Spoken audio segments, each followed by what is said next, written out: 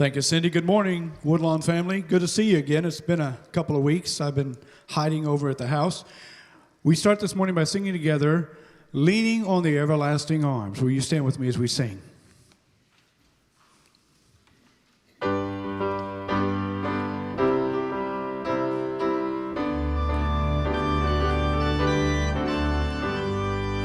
What a fellowship, what a joy divine, leaning on the everlasting arms.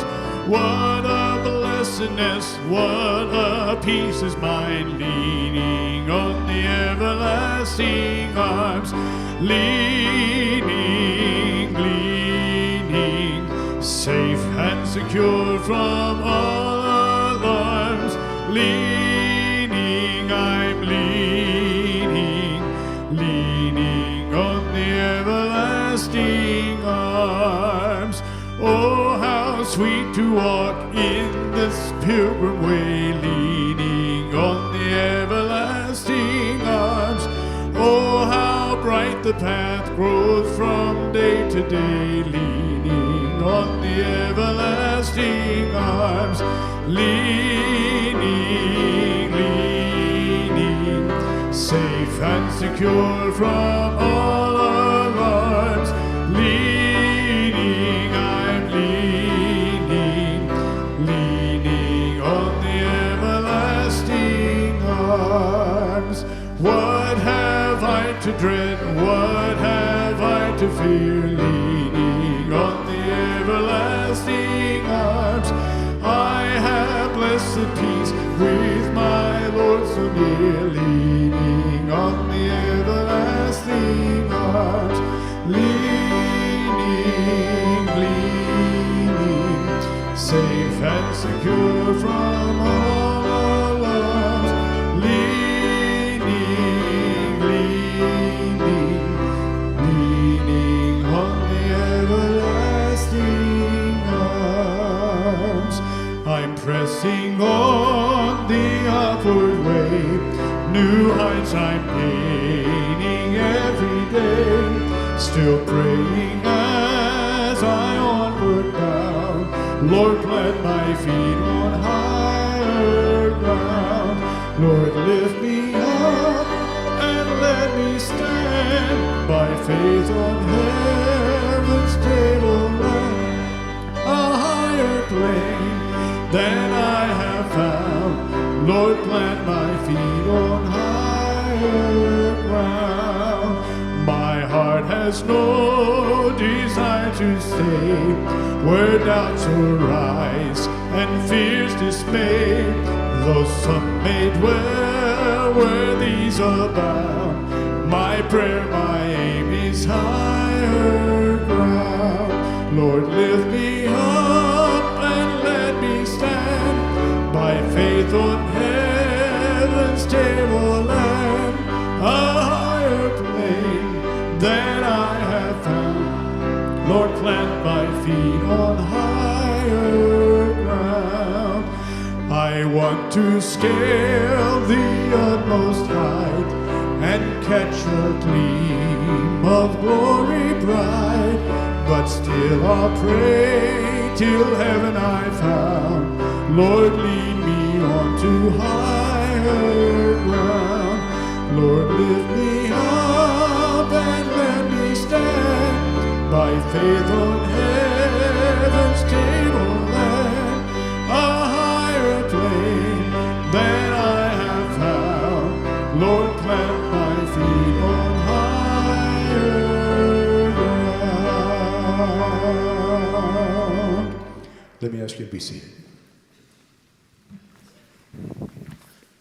Well, good morning. It's good to see all of you guys this morning. It's kind of dreary out there this morning, isn't it? It's not in here. It's warm. It's comfortable in here. Glad you guys are here to worship. Those of you that are at home, if you're under your blankets, just join in. We're going to worship and have a great time here this morning as we worship. Let me give you a word of welcome. If you haven't checked in yet, let me encourage you to do so. The way you do that is with your phone, your handheld device. Type in a text message, the number 512-777-2944. In the message line, type in check and hit send. it will do all kinds of magical things. It will check you in to let us know that you're here or that you're watching online. It will take you to a page that will show you how you can give to Woodlawn. You faithfully gave last year as we wrapped up the year. Unbelievable the way that God blessed financially here at Woodlawn. It will also take you to announcements. It will take you to a page that will help you with sermon notes for today and just all kinds of information. So thank you for helping us with that. Let me share a couple of announcements with you. The first one is this coming Wednesday night, our choir will kick back up for rehearsal. And so if you're a part of the choir, if you've been a part of the choir, maybe here's what's cool about our new schedule. A lot of people maybe attended 11 o'clock and weren't able to be in the 9:30 service. Well, now that it's a 9 o'clock service and Sunday school and 11 o'clock, maybe you're a person that would like to join choir. It's a good time to join choir. They'll be meeting in M103 starting at 6:30. That'll follow the gathering Bible study at 6 o'clock, and then choir will start right at 6:30. So if you'd like to be a part of the choir, I know that Tim would love to have you. They're going to start working on Easter music this Wednesday night. So we get through Christmas, they move right into Easter. A couple of other things. Next Sunday night, we're going to have an ordination service here at our church. I've been here for 8 years. We've done deacon ordination, but we've never had an ordination of someone going in that has been called to ministry. And to me, there's nothing, I love being able to ordain people into ministry. But for a church family, there's nothing more exciting than one of their own being ordained into ministry. And whenever one of their own is still a person who's on staff in that church, it's even more special. So next Sunday night at 5 o'clock, we're going to be ordaining David Wall into ministry and Marcy Martinez. Now, some of you may say, who is Marcy Martinez? Marcy is the BSM associate with Cody. She serves with Cody. She's a member of our church and has been attending here she's been a member for a long time, but she has been attending over the last 8 months or so. And so we're excited to be able to ordain both of them into ministry. Obviously, we have seen them both in ministry in action, and we're thankful for what they do. There will be Ordination Councils this afternoon at 5 and 6:30 here, and so we'll be walking through that with them. And then next Sunday evening at 5 o'clock, we'll ordain them with a reception to follow. So mark your calendar. It's a great time for a church family. I know Sunday afternoon, it's like, it's a cool time to watch and hear what God is doing in these two folks' lives. Hot Hearts is coming. If you've got a teenager around you in your life, grandchild, child, neighbor, Hot Hearts is a great weekend. We'll be going out to Highland Lakes February 4th and 5th. Opportunity to go and study God's Word with other teenagers. So you can go to woodlawnbc.org/hothearts, get information, get them signed up. It's an incredible weekend. It's so good, I'm going to go. So come be a part of that. And then this Wednesday night, we're going to start something up in the youth room that we haven't been able to do for several years because of COVID. We're calling it Blast. I'll be teaching. David Wall will be leading some worship. We'll have some games and a great time with our students. So if you know a student, Josh, who has not been a part maybe on Wednesday night in the last 2 years and would like to be, make sure that you encourage them to come. We'll start right at 6 o'clock, be done about 7:15. It'll be a great time as we start ramping up some things back in our student ministry and getting our kids back involved in the life of what Woodlawn is doing and how we tell people about Jesus. So glad you guys are here this morning. Tim, let's continue to worship. Cindy, thank you for leading again this morning on the piano. Ricky, always good to have you over there. I want to mention to you that today at 1 o'clock, there will be a meeting for those of you who would like to ring. Celebration Ringers, as Russell was sharing with you, we're kicking everything off. We'll be meeting in A101, which is where we'll be rehearsing this semester, or at least this period of time. And again, that's going to be at 1 o'clock today. It's just going to be an information meeting, kind of figure out who wants to ring and get the ball rolling. Okay, so that's going to be today at 1 o'clock. We continue this morning by singing together, How Great Is Our God. Would you stand with me again as we sing, If You're Able?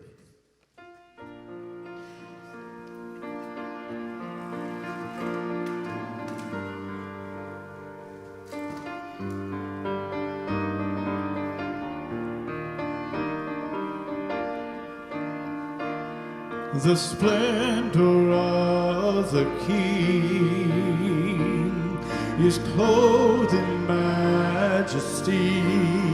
Let all the earth rejoice. Let all the earth rejoice. He wraps himself in light, and darkness tries to hide. It trembles at his voice, it trembles at his voice. How great is our God. Sing with me, how great is our God. And all will see how great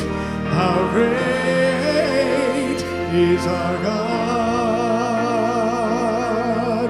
Age to age he stands, and time is in his hand, beginning and the end, beginning and the end. The Godhead three in one, Father, Spirit, Son, the Lion and the Lamb, the Lion and the Lamb. How great is our God. Oh, sing with me, how great is our God. And all will see how great is our God. Name above all names.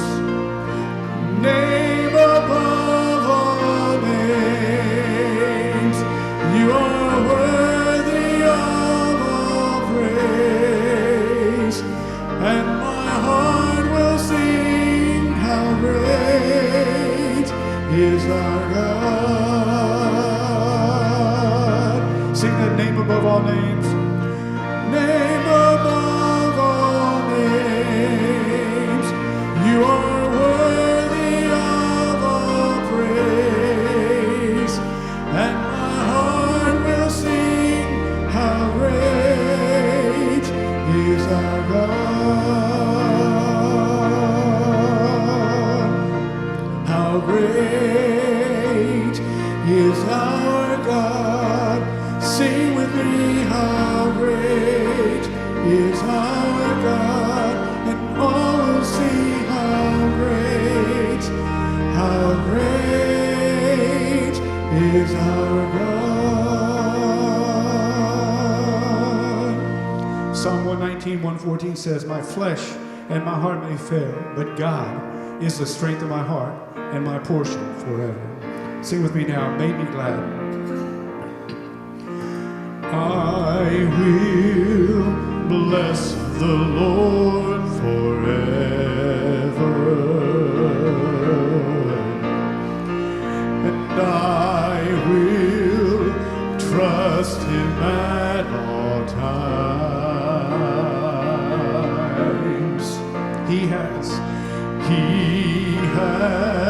delivered me from all fear, and he has set my feet upon a rock, and I will not be moved.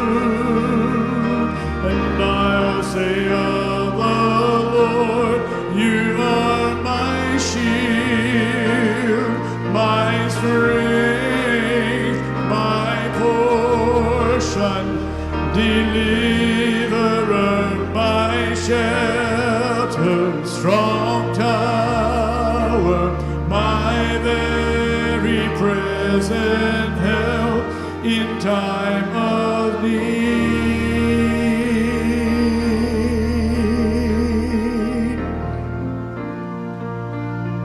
Whom have I in heaven? Whom have I in heaven but you? There's none I desire beside you, and I will not be moved. And I'll say of the Lord, you are my shield, my strength, my portion, deliverer, my shelter, strong tower, my very You are my shield, my strength, my portion, deliverer, my shelter, strong tower, my very present help in time of need.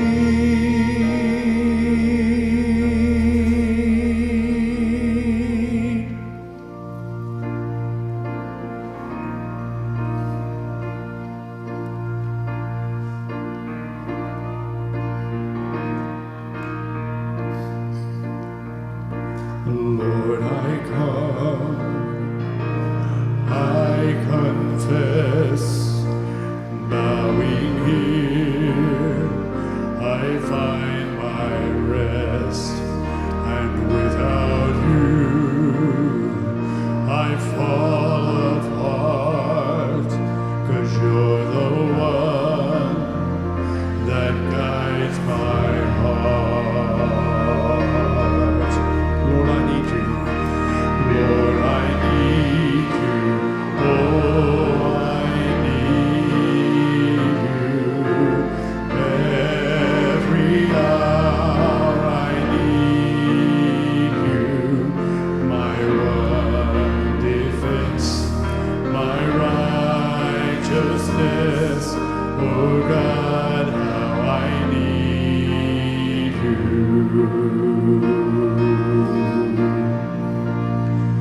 Where sin runs deep, your grace is more.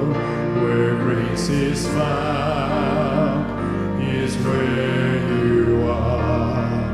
And where you are, Lord, I am free. Holiness is Christ in me.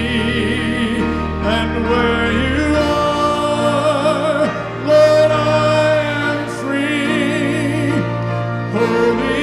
holiness is Christ in me.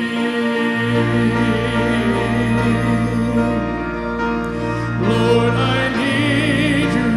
Oh, I need you. And every hour I need you. My one defense, my righteousness. Oh God, how I need you.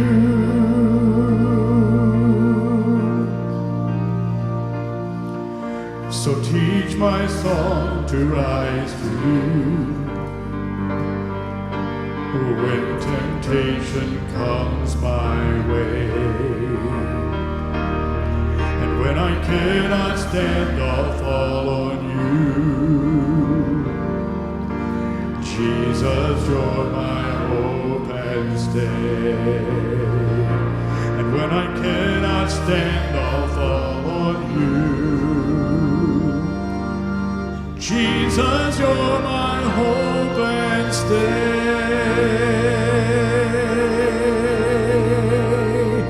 Lord, I need you. Oh, I need you. Every hour I need you. My one defense, my righteousness. Oh God, how I need you.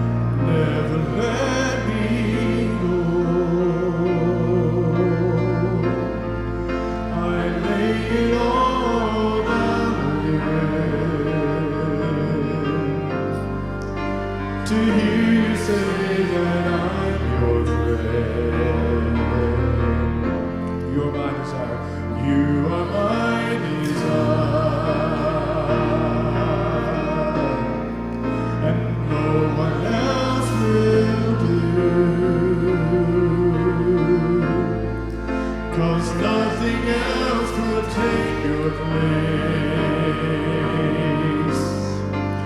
to feel the warmth of your embrace. Help me find the way, Lord, bring me back to you. Sing the chorus with me, you're all I want. You're all I want. You're all I ever needed. You're all I want. Help me know you are near. You're all I want. You're all I ever needed. You're all I want. Help me know you are near.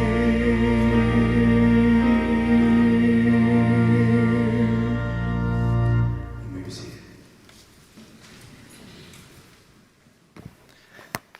So as we begin this morning, let's start and take a look at our verse of the week from last week.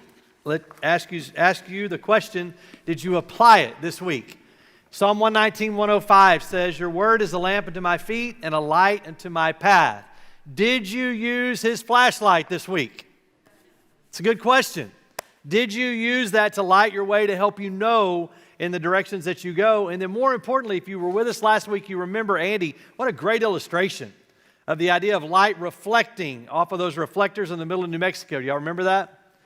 Oh, Andy's here. I didn't think you were here. I saw Margaret online. So anyway, not such a good illustration since Andy's here. No, it's a great illustration of reflecting the light. How about this week? It says Luke 9, 23 through 24. Then he said to them all, whoever wants to be my disciple must deny themselves, take up their cross daily, and follow me. For whoever wants to save their life will lose it, but whoever loses their life for me will save it. You know, this week as we go to live our lives, who are we going to live it for? Are we going to live for him, or are we going to look for opportunities to bring glory to ourselves? Let's be people who take up our cross daily to follow him. So last week we began a sermon series. We continue it this morning with the crosswords of 2022. Last week, what word did we talk about? Life. One person paid attention last week. That sermon is available online at woodlawnbc.org, and you can go find sermons of 2022. If you remember last week, we talked about life, and I challenged you with the idea of living life to the fullest and how we do that. And we do that by being more dependent on God rather than being independent on ourselves. And so this morning as we dive in, I want to look at our second word. And it's interesting because it's a little bit of a use of our mission statement, but with a different meaning. The word is reconnect. As we dive into 2022, I think it's important for us to reconnect. As I walked through this, I just thought, we are at a point of disconnect. Even this morning, I had someone when I walked in, I said, how's it going? And she said, I just feel disconnected. And I think whether it's in life in general, whether it's church life, whether it's things that are going on, so many of us feel disconnected. And we don't know what's going on, what's happening. So it's time we need to reconnect. And so I thought what I would do is give you a little quiz this morning. You don't have to get out a pen, paper, but a quiz. If you want to, you can. But here's the way that the quiz begins. I want you to name the 5 wealthiest people in the world.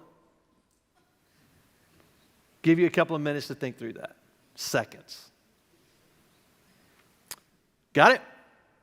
I want you to name the top 5 news stories from 5 years ago.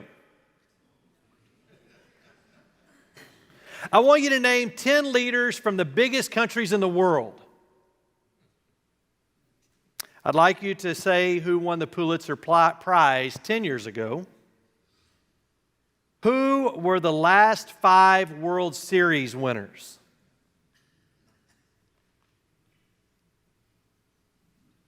How'd you do? Did anybody get all of those? So my point is this.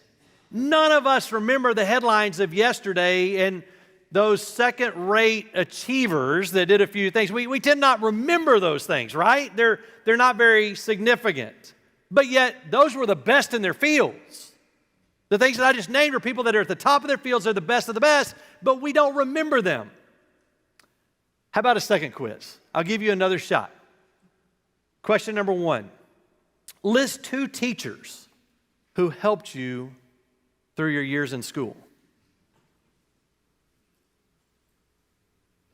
Name 3 friends who helped you in times of difficulty in your life. Name 5 people who have taught you something worthwhile. Think of a few people who have made you feel appreciated and special. Think of 3 people that you enjoy spending time with. Now, how'd that one go? That was a little bit easier, wasn't it?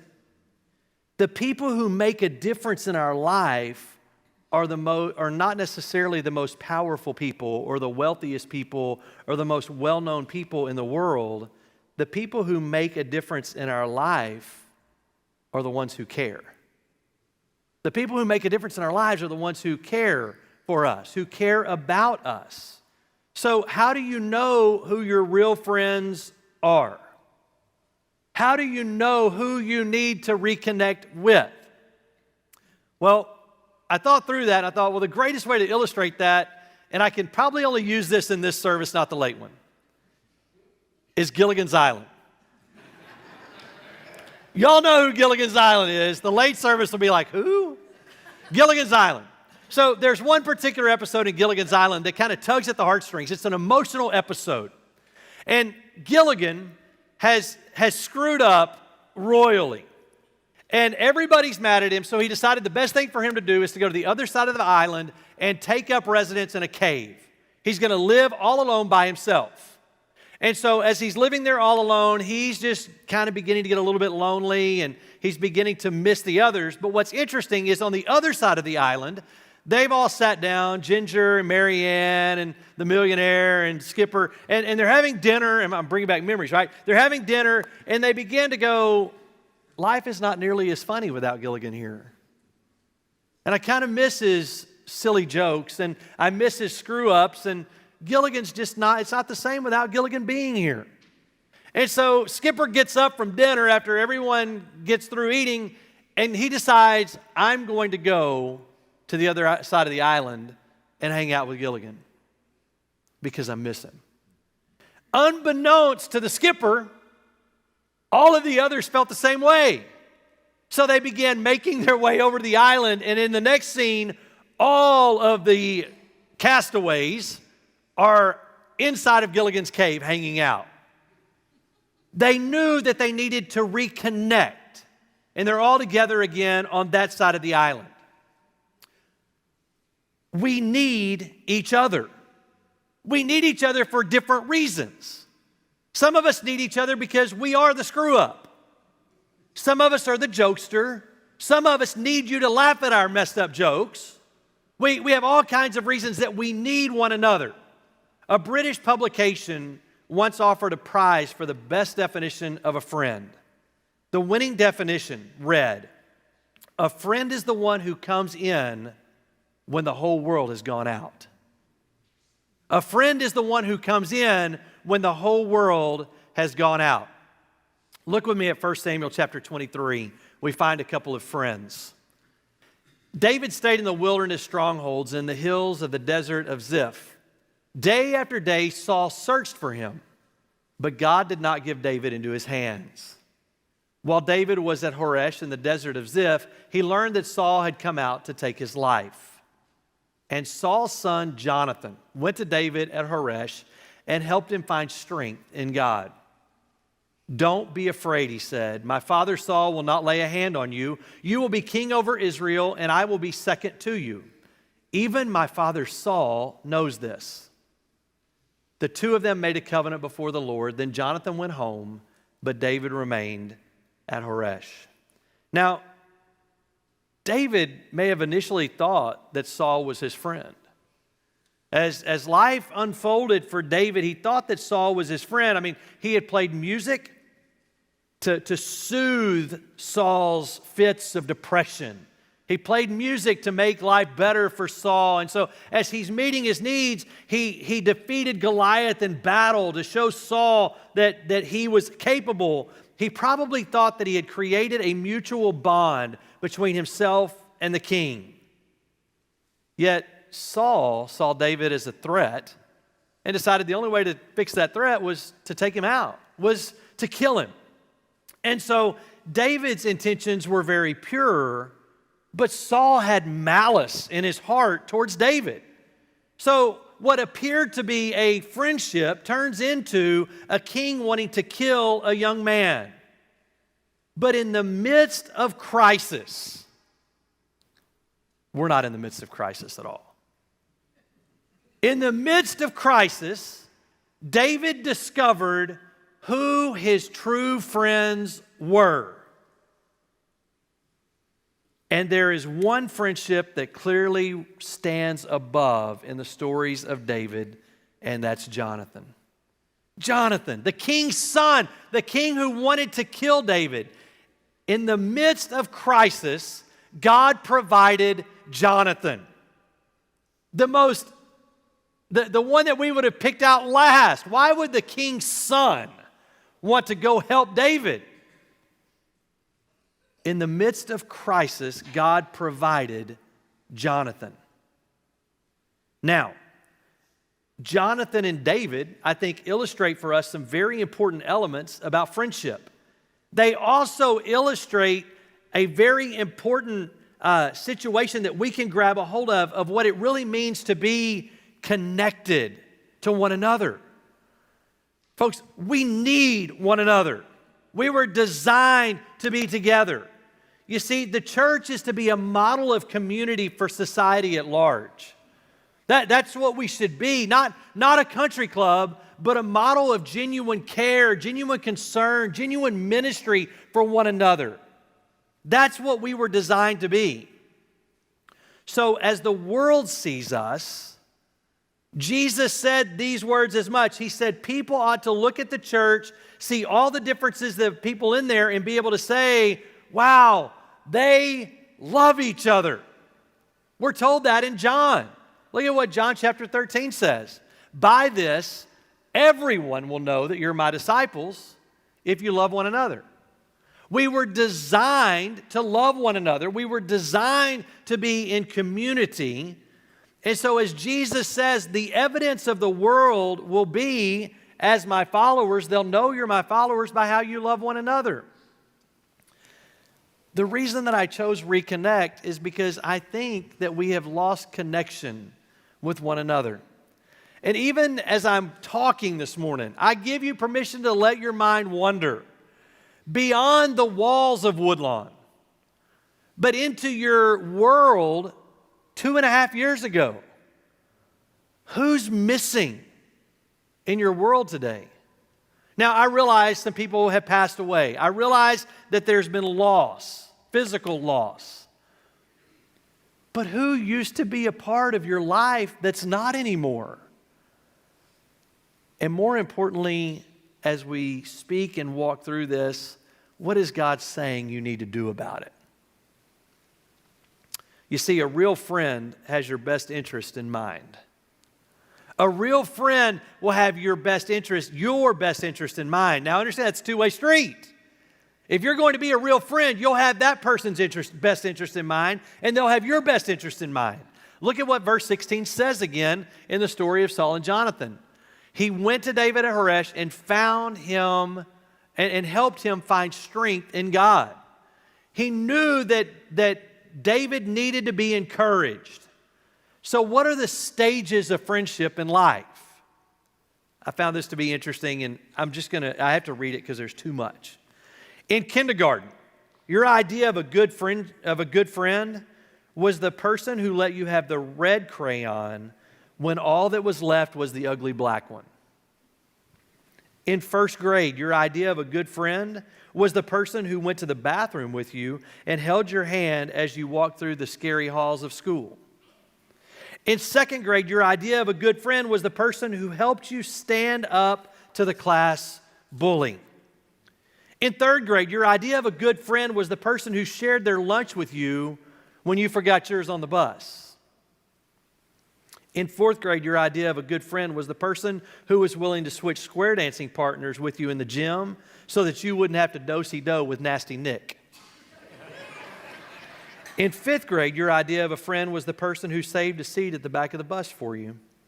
In sixth grade, your idea was a friend was the person who went up to Nasty Nick, your new crush, and asked him to dance with you. In seventh grade, your idea of a friend was the person who let you enjoy the social studies homework, or who let you copy their social studies homework because you had forgotten to do it the night before. In eighth grade, your idea of a good friend was the person who helped you pack up your stuffed animals so that your room would be a high schooler's room, but didn't laugh at you when you finished and broke out into tears. In ninth grade, your idea of a good friend was the person who rode the bus with you even though she didn't have to, so that you wouldn't have to be the only freshman on it. In 10th grade, your idea of a good friend was the person who changed their schedule so you would have someone to sit with at lunch. In 11th grade, your idea of a good friend was the person who gave you rides in their new car, convinced your parents that you shouldn't be grounded, consoled you when you broke up with Nasty Nick. In 12th grade, your idea of a good friend was the person who helped you deal with your parents who were having a hard time adjusting to the idea of letting you go. At graduation, your idea of a good friend was the person who was crying on the inside but managed the biggest smile one could give as they congratulated you. Those are all fun, right? Because we look back to the past. But how about today?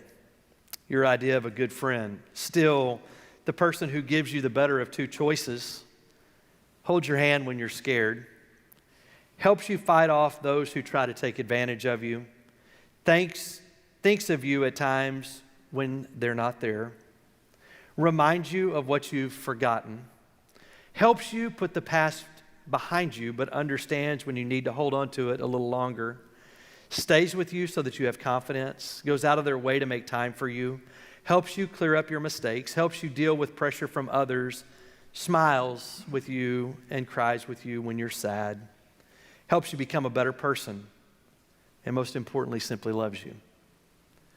You know, as we move through life, what a friend is and what a friend does and what we need a friend to be and who we need to be is going to change. You see, because Nasty Nick is going to pass away one day, and his spouse is going to need to be loved.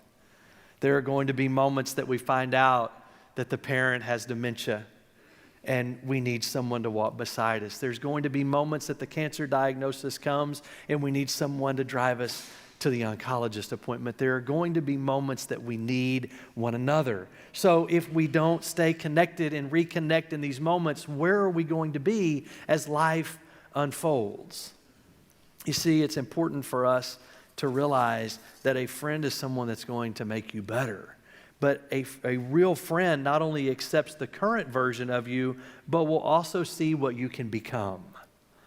You see, a real friend will see you for who you are today, but they're looking ahead down the road going, what can you become? And that's what Jonathan did with David. Look at verse 17. It says, don't be afraid. My father Saul will not lay a hand on you. You will be king over Israel, and I will be second to you. Even my father Saul knows this. Henry Ford said it this way, my best friend is the one who brings out the best in me. My best friend is the one who brings out the best in me. Who is that person in your life? Have you ever had that friendship that made you aspire to be a better person? Have you ever had that friend that you say, I want to be more like them because they do this. I want to be more like them because they act this way. I suspect we've all had one.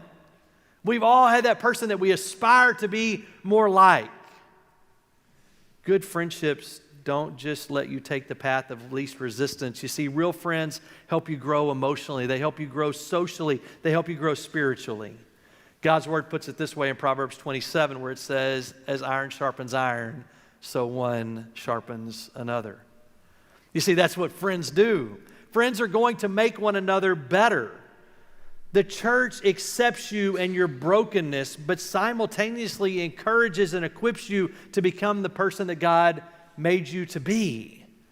That's the way friendships should work. That's what true friendships are about. Helping you aspire to be the best that you can be. Friendships require maintenance, grace, forgiveness, but real friendships can weather a storm. Aren't we in the midst of a storm? I mean, we can all have our opinions of, is COVID real? Is COVID a problem? Everybody's welcome to that. Mask, no mask, vaccine, no vaccine. We can, whatever. Just put that aside. The truth of the matter is this: no matter what you believe, over the last 2 years, it's caused a disconnect. It's caused us to lose connection with people that we care about. It's caused us to lose connection inside of our church walls. I mean, in some cases, the only time that I see people that I have loved for 6 years, I've only seen their name on a Facebook feed on Sunday morning watching church. Am I connected to that person? Well, virtually, sure. But in reality, there are people that I can't wait to hug their neck. I mean, even some of you, I walk up and no, fist bump. Okay, I'll take it. Reconnection, we need each other. It's important.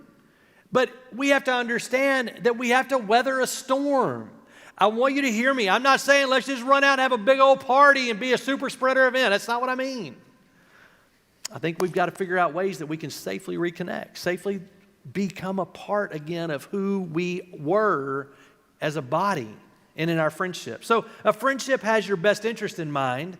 A real friend not only accepts the current version of you, but also sees what you can become. But a real friend's influence spans both time and pandemic. A real friend's influence will span both time and pandemic.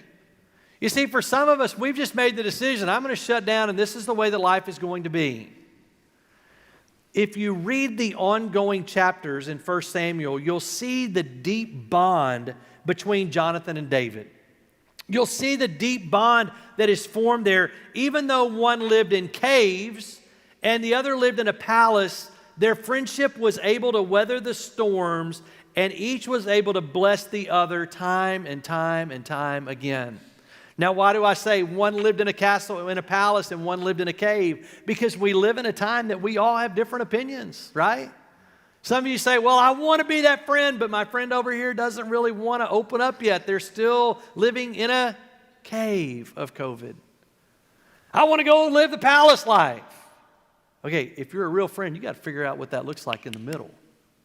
There's got to be some compromise. There's got to be some give. Here's the sad part to me. As I'm walking through this and preparing this in my mind, I'm thinking, how many of us have lost friends because of the way that we've stood on pandemic issues? How many of us have lost friends over, well, you should get vaccinated. I don't want to get vaccinated. You should wear a mask. Masks are stupid. I think we should open up the church. I don't think we should. And so we've lost friends over things that are stupid. Things that in the grand scheme are going to mean absolutely nothing. Can you imagine David looking at Jonathan and saying, I don't want anything to do with you because you live in a palace and I live in a cave? Or Jonathan saying, I don't want anything to do with you because you live in a cave, you don't take baths. I don't want anything to do with you. We don't live the same lifestyle. We don't have the same type of opinions in life. But they didn't. They made each other better time and time again. You see, that's what friends do.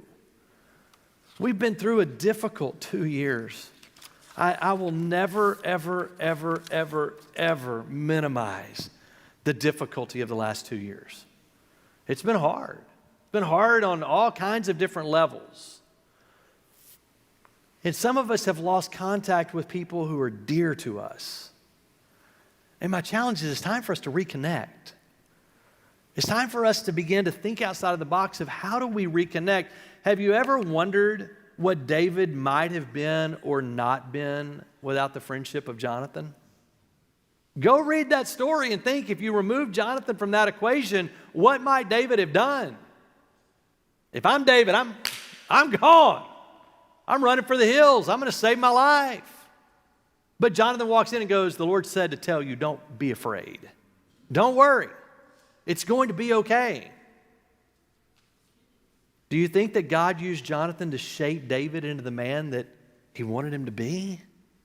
Imagine if Jonathan had chosen to not connect, or David chose not to connect, where would that story be? And the same can be said in our own lives. If we choose to not connect with someone, we may not know what their need is. Who is that person that you've lost contact with that needs you today? Because as much as they need you, I assure you, you need them. So you've sat and listened. 18 plus minutes probably at this point. And some of you are sitting there going, I don't need connection. I'm better alone. Will you take your left or right hand up?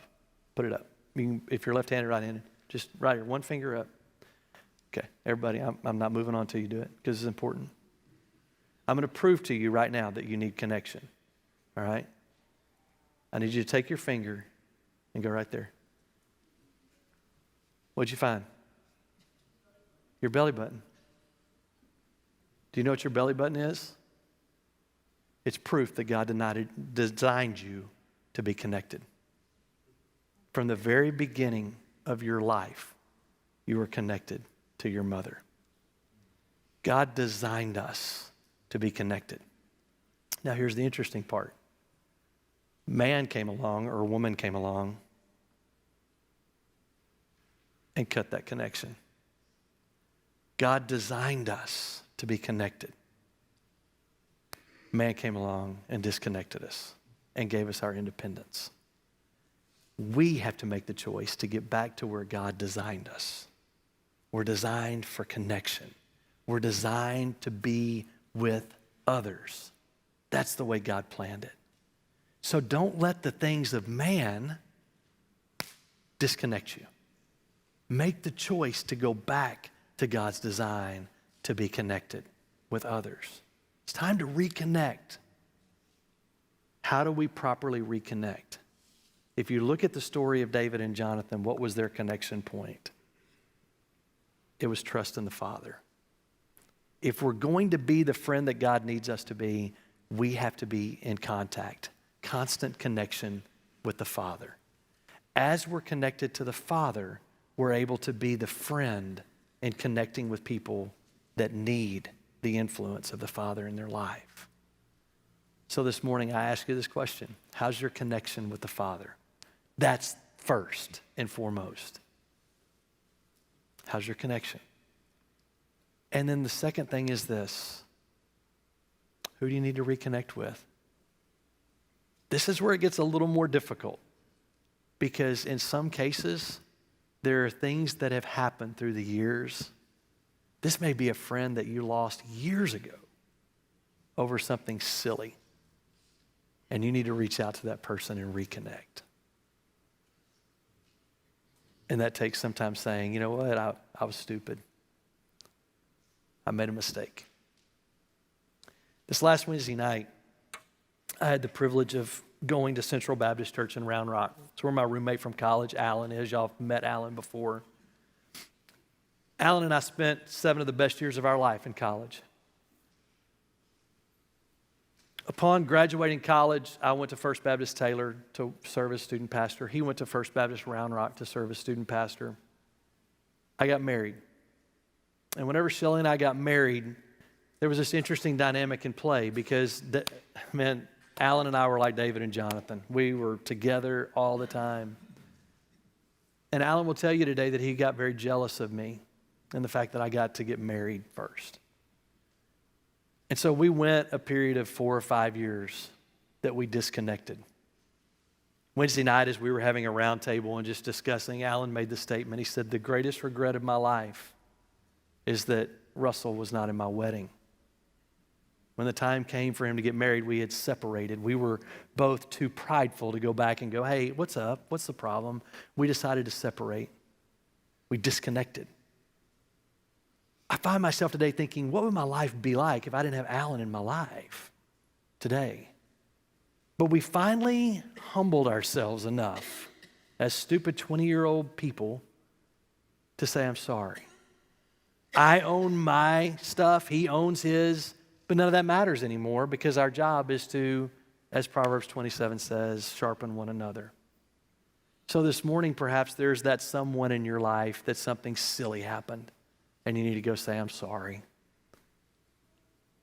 I need to make it right. But maybe it's just a matter of the last 2 years. Someone that used to sit next to you in church that's not here anymore, and you know what? It's just okay. I'm sure they're fine. So my challenge is this: 3 people. 3 couples, 3 people, 3 somethings that you've disconnected with, that you've lost contact with. It doesn't have to be a church person. It could be someone that from the workplace. It could be someone from the tennis racket club, wherever you hang out, that you used to have relationship with, and you don't. Who do you need to reconnect with? Phone call, text message, email, Facebook, whatever you use to connect. How do we reconnect? Because we are designed for one another. Father, I come to you this morning. And Lord, my first prayer is this, is that we are fully connected with you. As we come to a time of response and a service, Lord, if there's someone in this room that isn't connected to you personally through a relationship, that they would realize that you love them enough to send your son to die on a cross for them so they could connect with you. Father, I pray for that person or people. Lord, for the rest of us that are in this room, maybe it's a time of reconnecting with you first, of realizing we've strayed away a little, we're not as close to you as we were, and we need to step back towards you. And then, Father, as we get our relationship right with you, then you begin to challenge us. Who is that person, people that need us? And we recognize that we need them, that we need to reach out to.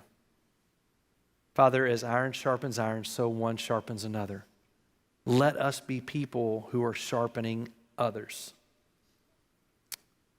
So, Father, as we have a time of response and we sing a song of worship to you, Father, speak to our hearts, put names on our hearts, draw us closer to you. It's in Jesus' name that I pray. Amen. As we stand together, what's the Lord saying to you this morning? Who do you need to reconnect with? Is it Him first? Friends, old friends, former friends. Let's stand together and hear from the Lord this morning.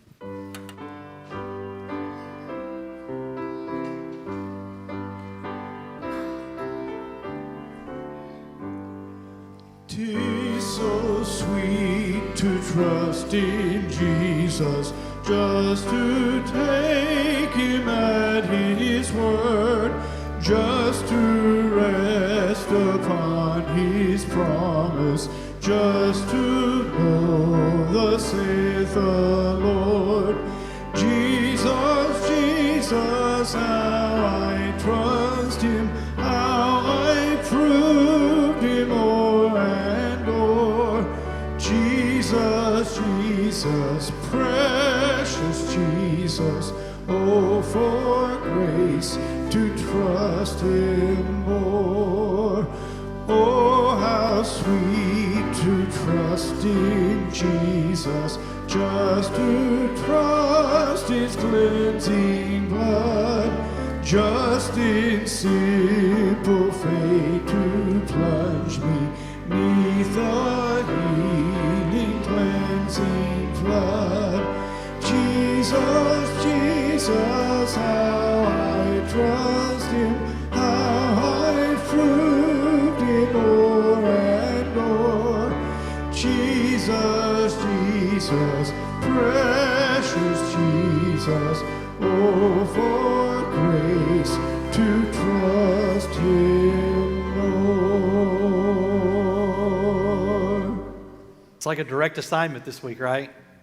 Go find your 3, 4, 5, 10 people Whatever the Lord puts on your heart to reconnect. Let's reconnect with people, beginning with Him first. Hope you guys have a great week. Those of you online, thanks for joining us. We'll see you all real soon. Take care.